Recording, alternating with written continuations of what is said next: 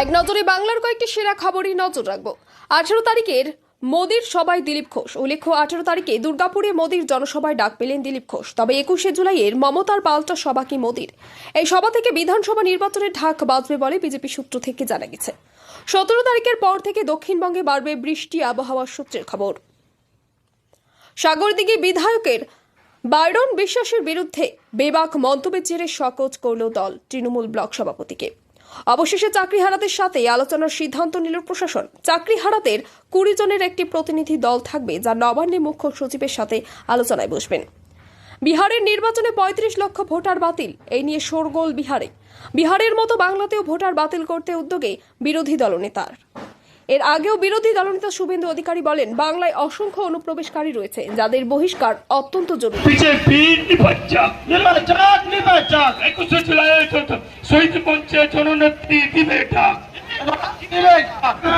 তখন কংগ্রেস করতেন, আমরা কংগ্রেস করতাম, কিন্তু বাম সরকার ছিল, জ্যোতিবাবুর সরকার ছিল পশ্চিমবাংলায়।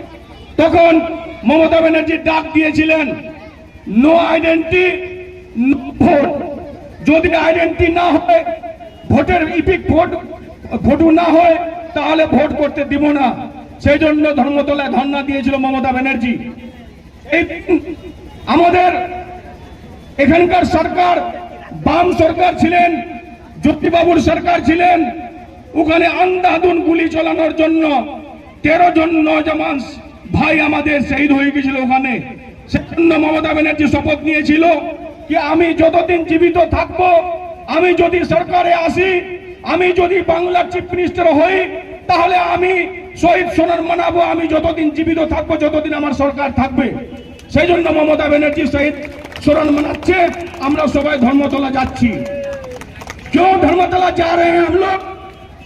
21 जुलाई के लिए आप लोग सभी कोई जानते हैं कि जब वोटर वोट के लिए लड़ाई होता था, वोट का फोटो नहीं था, वोटर लिस्ट में सिर्फ नाम था, किसी को हक नहीं था वोट देने का, तब ममता बनर्जी आवाज दी थी कि नहीं, जब तक वोट का फोटो नहीं होगा, तब तक बंगाल में वोट नहीं होगा, पूरे हिंदुस्तान में वोट नहीं होगा, जब तक आपका वोट का फोटो नहीं आएगा हम लोगों के पास। तो ममता बनर्जी आंदोलन की थी धर्मतला में जाकर के।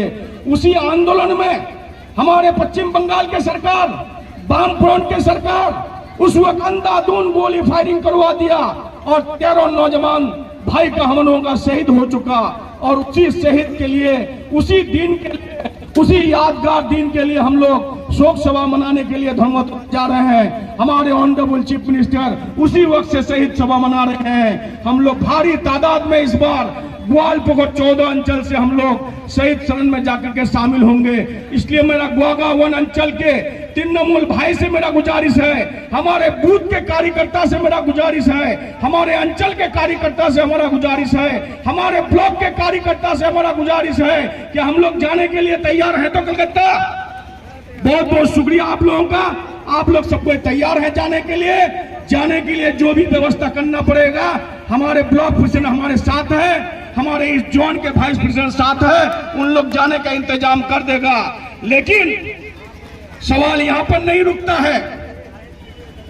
आज आप लोग जानते हैं, बिहार में हम लोग एनआरसी चालू कर दिया है।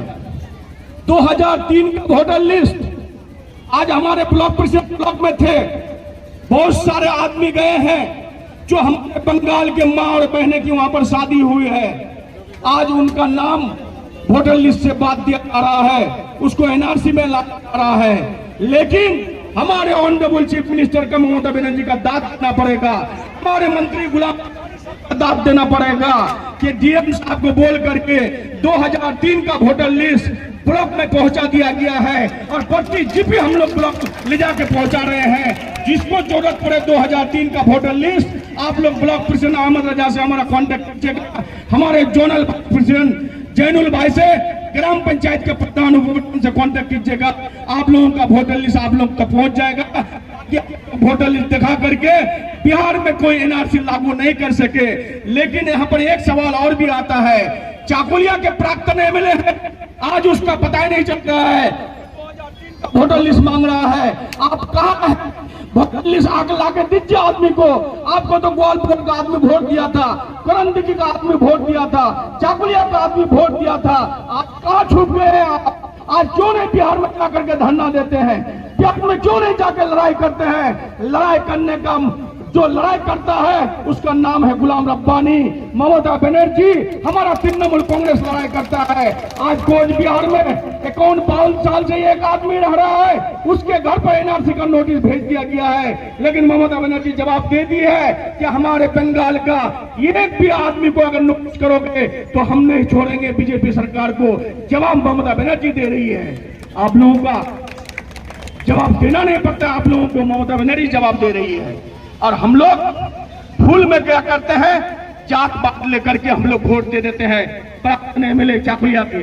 हम लोग आज अगर 64,000 वोट अगर हम लोग ग्वालपुर से नहीं देते तो हमारा जाता आज दिल्ली में आज एनआरसी का नाम और निशान मिट जाता।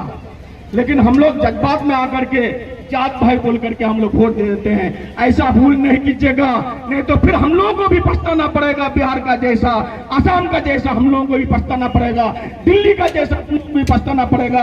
आज दिल्ली में मेरे माँ बहनें रो रही है, बुलडोजर से उसका घर तोड़ा जा रहा है। आप लोग फेसबुक में व्हाट्सएप में देखिए, बड़ा बुलडोजर लगा करके घर को उठा रहा है। तो इसलिए आप लोगों से मेरा गुजारिश है, मेरे माँ और बहने से गुजारिश है, नौजवान भाई से मेरा गुजारिश है, मेरे चचा और भाई से गुजारिश है कि आप लोग इस बार 2026 में ममता बनर्जी का प्रार्थी, हमारे ममता बनर्जी जिसको प्रार्थी बना के भेजेंगे, रब्बानी साहब को भेजे या किसी को भेजे, लेकिन हम लोगों को ग्वालपुर को साबित कर देना है। फिर हम लोग को 2021 साबित कर देना है कि 2026 में फिर हम लोग ममता बनर्जी को देखना चाहते हैं।